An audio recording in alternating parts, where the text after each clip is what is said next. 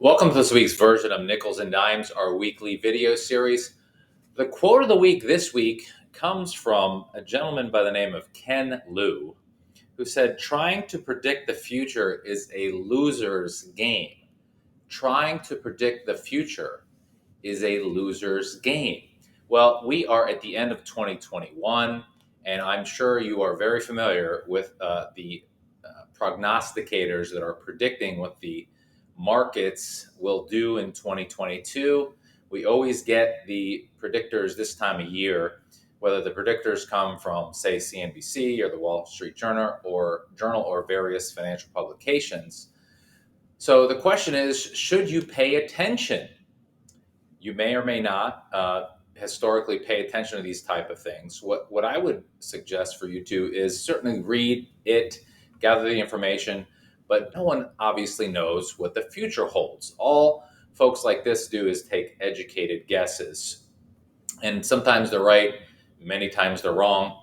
So let's look at some headlines to give you some examples of some conflicting messages that we've seen, at least most recently.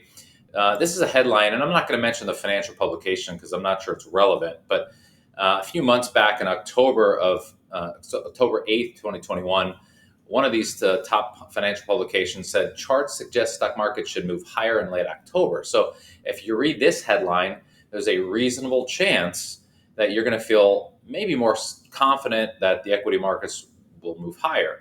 So oddly enough, the next day, another large financial publication said, as stocks soar to historic highs, some experts say conditions ripe for a correction. So again, really completely the opposite of the previous day. One overvaluation indicator is higher than it was on Black Tuesday. So one publication said, hey, stock's going to head higher.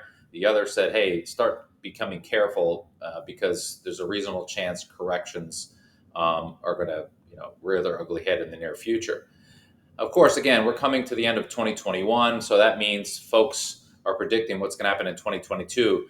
Notable billionaire Jim Rogers, for example, this is a few months back in August, says that he sees a horrible bear market for 2022. Very wealthy investor, has done very well for himself over time, and obviously very well respected. But I'm just picking him as one example. Again, the headline may not get you necessarily to invest, in the equity markets. Who knows if Jim Rogers is going to be right? A few months later, in December, why this big bull sees the stock market stampeding higher in 2022. You're seeing conflicting headlines.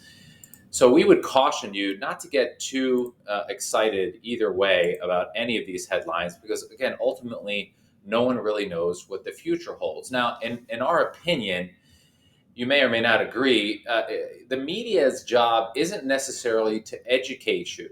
Their job, in my opinion, is to get you to watch. And one of the ways they do that is to create emotionally triggering headlines, and they tend to be negative or maybe create some type of fear or emotion. More eyeballs get you to watch, more connection to the emotional tendency to be fearful, they generally will increase, for example, ad revenue as a result. More eyeballs equals more ad revenue, which means generally more profit. These companies are in business to make money. They're not necessarily in business to educate you. I'm not suggesting that there are companies that have very objective messaging, but just be cautious when you're reading these headlines, and whether they're in various financial publications or, of course, on social media or on TV.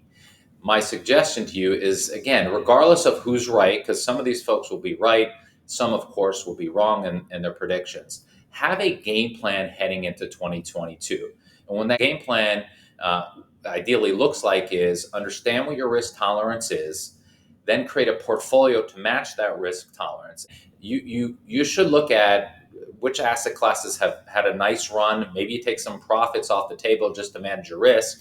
And then maybe there's some areas of the equity markets or of a different asset class that have really underperformed that may be ideal time to enter. Again, obviously buy low, sell high, if you will, is the common theme here. So if you can do that most consistently, we think that's something that would make sense. go into 2022 with a clear game plan.